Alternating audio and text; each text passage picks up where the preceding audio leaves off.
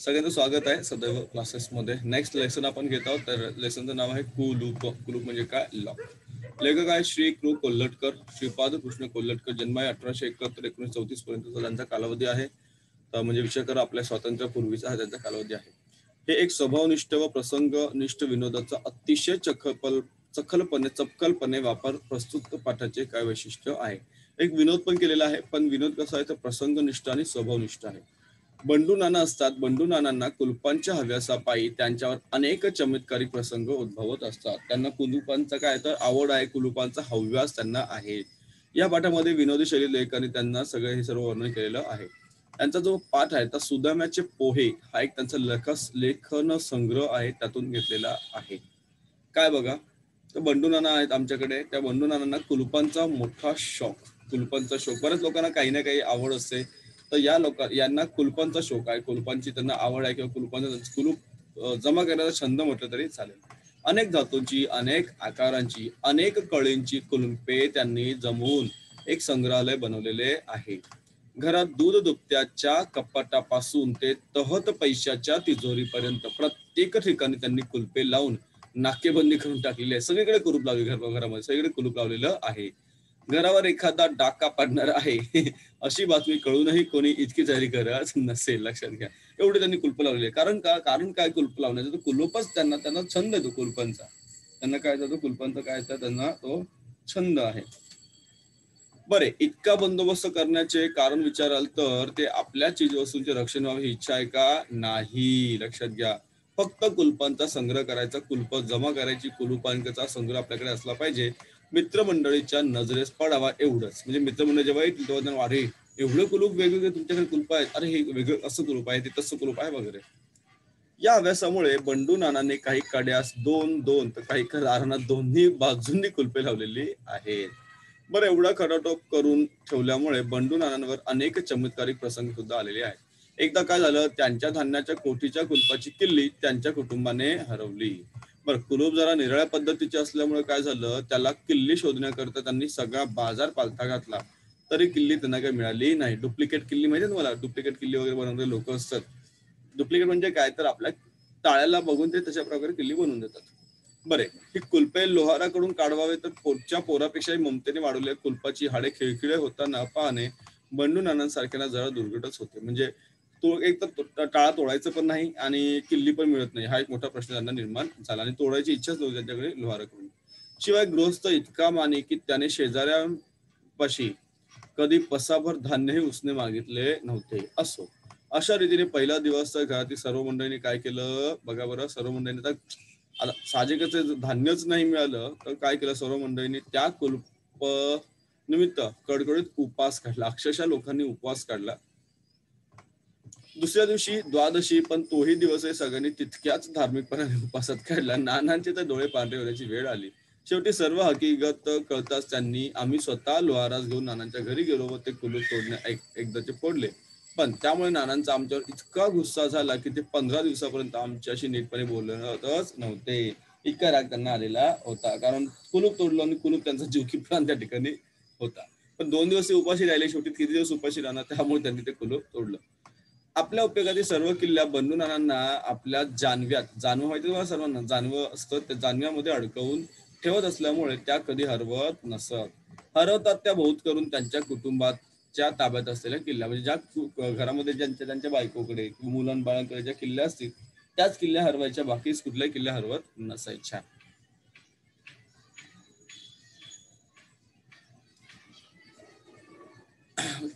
वरील अनर्थ गुदरल्यापासून साधी बाजारी कुलपे ते कुटुंबाच्या स्वाधीन करू लागले.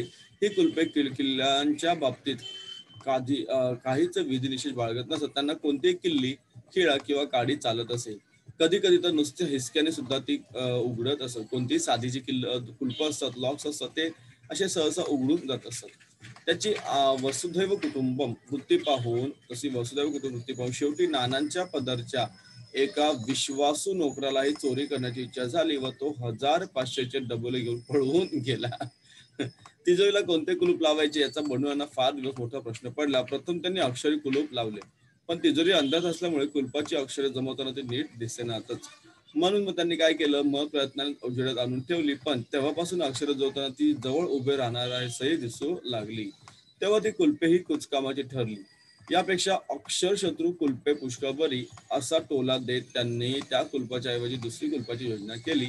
हे कुलूप नुसते दाबले की लागत असे. तुम्ही बघितलं असेल बऱ्याच प्रकारची कुलपं तुम्ही किंवा क्लॉक वगैरे पाहिले असतील किंवा नसतील, कारण आता सगळीकडे सेफ्टी डोअर वगैरे आल्यापासून कुलपं अशी खूप वेगळी अशी कुलपं आपण वापरत नाही.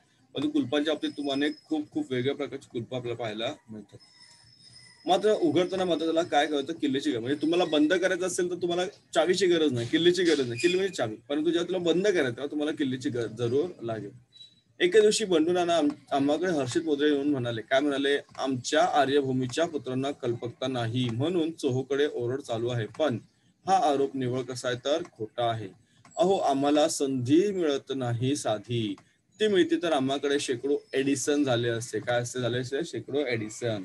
एडिसन कोण आहे तर एडिसन म्हणजे थॉमस एडिसन, ज्याने आपल्या बल्बचा शोध लावला. देशाभिमानाच्या या उकळीचा अर्थ विचारता बंडू आणि प्रथम आपली कोणत्याही प्रकारे स्तुती करणार नाही असे आम्हापासून वचन घेतले. नंतर लोहाराच्या मोतीने त्याने स्वतः तयार केलेले एक कुलूप दाखवले. ते म्हणाले, या कुलपाची कल्पना मला आमच्या तिजोरीच्या कुलपावरून सुचली. या कुलपाचे गुणधर्म काय तर कुलपाच्या अगदी विरुद्ध आहेत. त्या कुलपास उघडण्याला किल्ली पाहिजे. याला लावताना मात्र पाहिजे ते कुलूप नुसते दाबून लावता येते. माझे नुसत्या हिसड्या सरसे उघडते. हे कुलूप मी आता तिजोरीला लावून पूर्वीचे टाळून टाकणार आहे. लक्षात घ्या. हा अकल्पित प्रकार ऐकून आम्ही नानांचे बनवण्याचा प्रयत्न केला, पण ज्याचे नाव ते. नानांच्या अंगी दृढ निश्चय हा एक अलौकिक गुण आहे. आपल्या लोकात कोणत्याही कलेला उत्तेजन नाही अशी पुटपुट करून त्याने ठेवला बेत लागलीच आमच्या अंमलात आणला. थोड्या दिवसात आमच्या अनुमानाप्रमाणे तिजोरीची पुन्हा चोरी झाली. कुलूप अशा प्रकारे लावलं परी सुद्धा चोरी शेवटी झालीच. नानांना तर तिळपापट झाला. ते म्हणाले, आमच्याकडे चोर सुद्धा देश बुडवे निघाले. कलेला आश्रय न देणारे. म्हणजे चोरांनी काय केलं, चोरांनी त्या कुलपाचं सुद्धा म्हणतात ना, चावी शोधून काढली. यानंतर नानांनी तिजोरीस घंटेचे कुलूप लावले. काय लावलं? घंटेचे कुलूप. ती आपल्या तिजोरीच्या खोलीत नेऊन ठेवली. ते म्हणाले, आता मात्र चोर माझ्या हाती निसंशय सापडणार. पेट्याला कळणार सुद्धा नाही की किल्लीचा प्रयोग सुरू होताच घंटा वाजायला लागून घरातील सर्व मंडळी जमतील व तत्काळ त्याला कोतवाल चावडी दिसेल. म्हणजे पोलिसांमध्ये आम्ही घेऊन जाऊ. घंटेच्या आवाजावर मी ताडकन उठून त्याच्या मानगुटीत बसलोच म्हणून समजा. हा विचार आम्हासही पसंत पडला.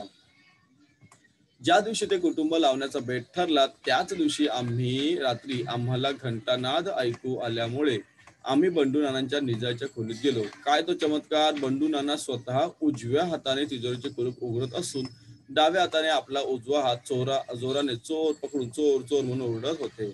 म्हणजे काय, त्यांनी स्वतः तो प्रयोग करून बघितला की खरंच बेल वाजते की नाही, घंटा वाजते की नाही. त्यानंतर लवकरच आमच्या गावात लोकांची एक टोळी आली. कोणाची? गावात एक टोळी आली. त्यांच्याजवळ चाकू, सुऱ्या, कुलपे वगैरे बरेच जिन्नस विकण्यासाठी होते. त्यांच्याजवळची बहुतेक कुलपे बंडू नानांनीच विकत घेतली. घरातील सर्व जुनी कुलपे काढून त्यांनी त्यांच्या जागी या नवीन कुलपांची स्थापना केली. कर्मधर्म संयोगाने एक नाटक मंडळी त्याच सुमारास आमच्या गावात आलेली होते. त्याचा पहिला प्रयोग होता सुभद्राहरण आणि चौर्य विपाक हा त्याच दिवशी होता. यास्तव आपली सर्व मंडळी बरोबर घेऊन बंडू नाना कुठे निघाले? निर्भय चित्ताने नाटकाला गेले. त्यांनी काय केलं बघा, एकतर काही मंडळी त्यांच्या गावात आली. ते त्यांनी नवीन कुलप घेतली. ती कुलप त्यांनी ते सर्व आपल्या घरातली सर्व कुलप बदलून टाकली. त्या दिवशी गावामध्ये नाटक होतं. सगळे नाटक बघायला गेले. आता काय झालं बघा. आणि आता ते म्हटले पण काय म्हटलंय की आता चोरांना म्हणत, या कशी करता चोरी बघतोच मी. या तुम्ही कशी तुम्ही चोरी करता ना पाहतोच मी. तुमच्या बाप जन्मी सुद्धा अशी तऱ्हेतऱ्हेची कुलपं तुम्हाला मिळणार नाही. शेवटी काय झालं बघा, नाटक सकाळी 5 वाजता आटोपले. नाना परत येतात, पाहता तो सर्व पेट्यांची कुलपे जशीच्या तशी असून आतील माल मात्र चोरीस गेलेला.